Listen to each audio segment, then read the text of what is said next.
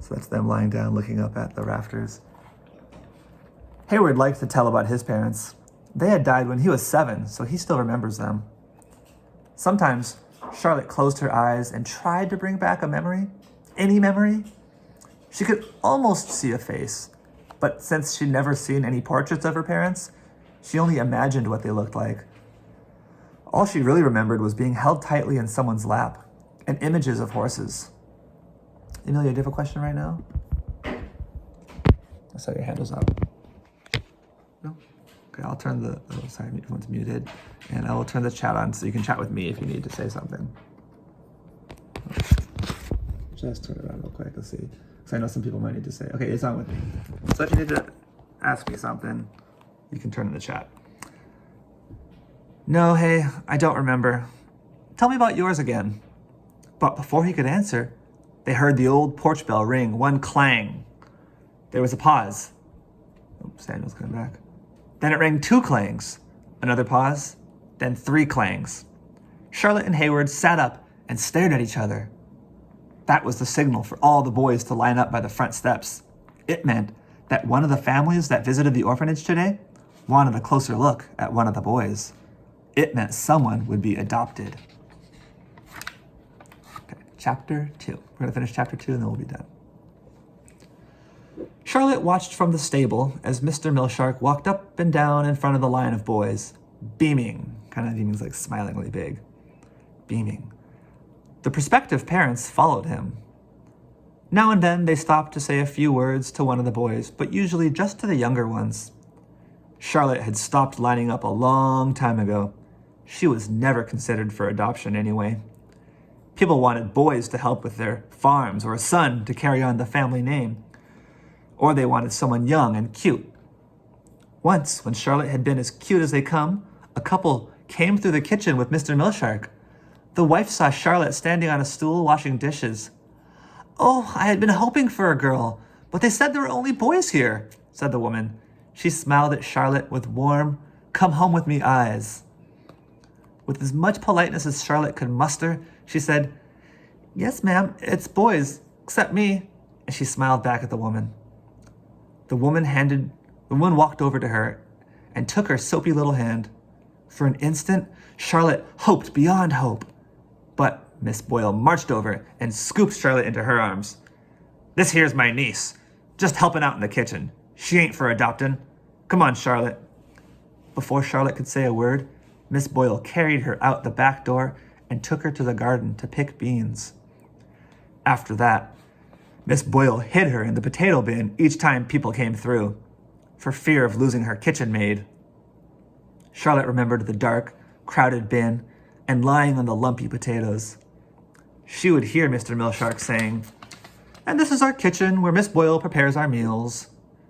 She remembers peering through the cracks in the wooden slats at the people who came through. Sometimes Charlotte wanted to push open the lid and jump out and yell, I'm here! I would like a home! Me! Take me! But more often than not, Miss Boyle sat on top of the bin, so Charlotte couldn't budge. And Charlotte knew better than to make a peep until the people had gone. Charlotte went back to the horses. What would be the point of lining up with the boys anyway? Even though Miss Boyle couldn't hide her in the potato bin anymore, nobody wanted an almost grown girl. Freedom seemed worse. Vern hovered around her for an hour, trying to figure out what was wrong. He just kept shaking his head. And Charlotte got a bad feeling deep inside. Later, as Charlotte served the soup at dinner, Hayward whispered, we heard someone got adopted. Maybe it'll be William. Nah, said Charlotte. We ain't that lucky. Who do you think, Charlotte? Asked Hay. But Charlotte didn't answer. Any other time, she would be as nosy as the rest about who it was. But all she could think about was freedom. As soon as she finished the dishes, she went back to the stable. She wanted to do something, anything, to make freedom better. She sat next to the filly until well after midnight, when Vern finally sent her to bed. We won't know nothing till the morning, he said. Reluctantly, which means not wanting to, reluctantly, Charlotte returned to her room. She tossed all night, anxious for morning. but she knew she couldn't check on the horse until after breakfast. Would she survive? Sweet Freedom, she just had to make it. Do a quick little prediction right now. Thumbs up if you think that Freedom will survive. The horse Freedom will survive. Give me a thumbs up. You can do a thumbs up reaction or your real thumbs up. So most people think she will. Okay. I hope so. Charlotte tried to hurry through the Sunday morning dishes, but Miss Boyle would have none of that. Charlotte, don't you be giving those dishes a lick and a promise. You scrub those pans until they're clean, she yelled. Charlotte thought she'd never finish. When she finally bolted out the kitchen door, Hayward was waiting at the back steps. Let's go check on Freedom, said Charlotte, almost running. Charlotte, wait, I heard who's been adopted, said Hayward as he hurried to keep up. Yeah? Was it one of the young'uns? No, said Hayward. He stopped right where he was and waited for Charlotte to turn around and look at him. Well, if it ain't William, I don't really care, said Charlotte. I don't care much about anything right now except Freedom. You coming or not? Hayward hesitated, which means kind of like waiting. Hayward hesitated. Yeah, I'm coming, he said. They hurried to the barn. Freedom's stall was empty. Vern must have moved her to the small corral to let her get some air, said Charlotte. They turned and started towards the pasture, but when Charlotte saw Vern walking toward her, his face told it all. The infection got the best of her, Miss Charlotte. So there's a picture of Vern. The infection got the best of her, Miss Charlotte. So remember, Vern grew up as a slave a long time ago, so he's an older man. No! Charlotte clenched her hands. Me and some of the older boys buried her behind the south pasture. Been out there all morning. She went real easy in her sleep. There was nothing we could do. Charlotte nodded. She squeezed her eyes tight. She was a real nice horse, said Vern. Yeah, said Charlotte, but she didn't cry. She never cried. Ain't no shame in mourning a loss, Miss Charlotte, he said. Mourning means when you're in being sad. Mourning a loss, Miss Charlotte, he said. But Charlotte pretended she hadn't heard him and walked over to a stall and called to the stallion. He came over and nuzzled Charlotte's hand. You sure have a way with them horses, said Vern. Charlotte nodded as she stroked the horse's head. You go right ahead and rake them stalls if you got a mind to it. You're the best stable boy I got, said Vern. Sometimes I don't know what I'd do without you in here, tending to these animals. You my right hand in this stable, Miss Charlotte. Charlotte forced a smile. A feeling crept up into her throat and made it hard to swallow. She tried to shake it off. When she couldn't, she grabbed a rake and started working. So I'm going to pause there for a moment and think about that. A feeling crept up into her throat and made it hard to swallow. What could that be? What kind of feeling is that? What do you think Charlotte's experiencing right now? When you have a feeling creeping up in your throat, Amelia, what do you think?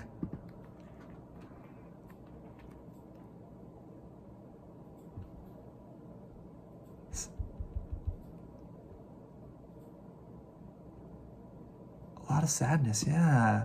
Yeah, does anyone else recognize that feeling when you have that lump in your throat, they call it sometimes? When you're so sad, it's feeling in your throat. It's funny how we can feel our bodies like that when our emotions can take over our bodies when we're really sad and we want to cry. So Charlotte had that feeling and she couldn't hide it anymore, so she started raking. She tried to concentrate on the raking, but all she could see was her last glimpse of Freedom, lying on the straw, breathing heavy, her eyes closed. Charlotte, said Hayward. She had forgotten about Hayward. He had wanted to tell her something. But before she could ask, Mr. Milshark's stern voice startled her. Charlotte, he yelled. Charlotte couldn't remember Mr. Milshark ever setting foot in the stables. Vern stood up immediately, and Hayward, who was even scared of Milshark's shadow, fled to the tack room to hide. Vern, just a few words with Charlotte, and I'll be on my way, said Mr. Milshark as he turned to Charlotte. It's been brought to my attention that some of the townspeople don't think it's quite ladylike for you to be racing the boys. Our reputation here is of raising strong, strapping young men, and we can't have folk calling our boys mollycoddles now, can we? You're getting close to being a young lady, and you need to start acting like one. From now on, you will have full duties in the kitchen with Miss Boyle. The stable is off limits to you." Vern looked up from his work. He never questioned Mr. Milshark. But he said, "She's a help in the stables. She does the work of 3 of them boys, and she knows the horses as good as me." "Is that so?" said Mr. Milshark. "I heard that she rode a sick horse in the race yesterday, and that the horse died this morning." "A young man wouldn't have made such a foolish decision.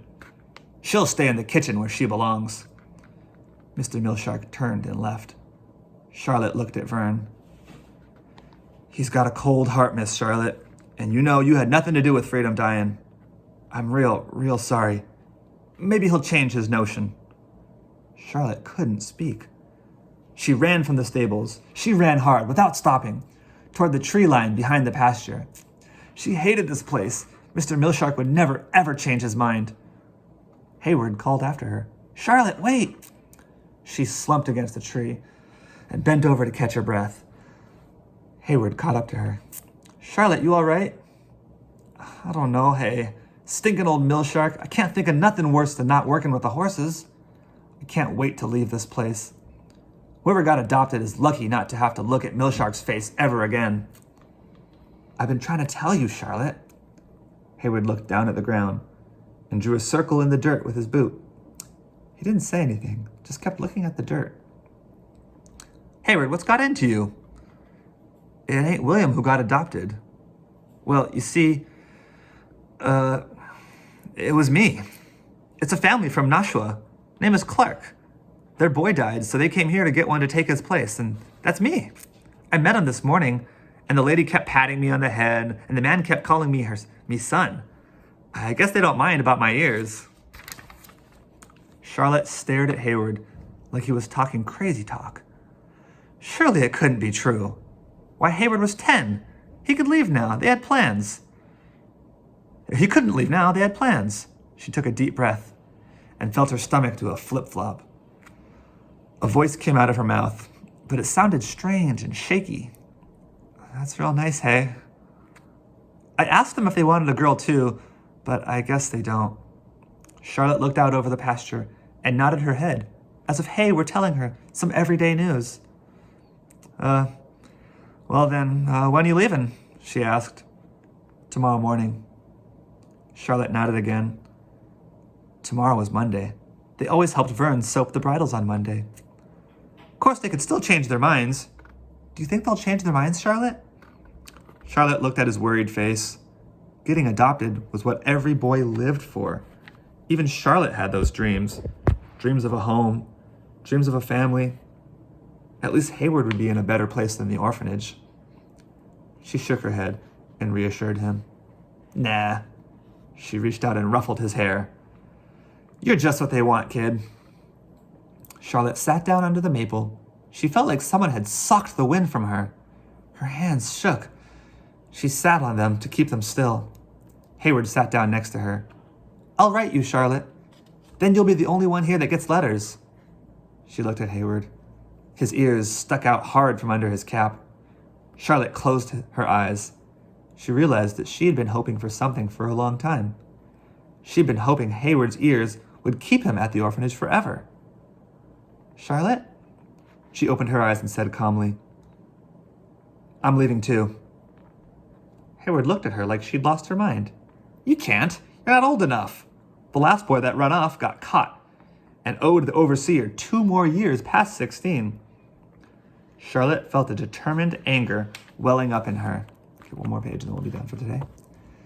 "Hayward, don't try to talk sense into me. You're leaving tomorrow? I can't work with the horses? You know that Mr. Milshark will think of some reason to keep me here forever. I ain't working in that kitchen for the rest of my days. You and me got plans." Hayward jumped up. "They'll find you, Charlotte. They always find the runaways. And Milshark, he's mean. He'll punish you." "He can't if he doesn't catch me," said Charlotte. "I just know I ain't staying here to deal with William and Milshark and old Miss Boyle. Not without you or Freedom or the horses to keep me company." Now I got to think of a way. Charlotte knew that a young girl couldn't travel without a chaperone. She stood up and put her hands on her hips and paced around in a circle, staring at the ground. She kicked at a rock until it flew into the air and landed in the pasture. She would need money to leave. And when she got away, where would she go? She would need a job. Who would hire her? Don't do it, Charlotte. Charlotte looked at him. She looked at his hair stuffed under his cap, his overalls hanging crooked to one side. She already missed him, and he hadn't even gone yet. It wasn't fair. None of it was fair. Not even that she couldn't travel alone. A young boy like Hayward could travel around without question. As she considered this, a tendril of an idea began to weave itself around her mind, and a plan began to take shape. I've got to, Hay, she said, but I'm going to need your help. So we're going to stop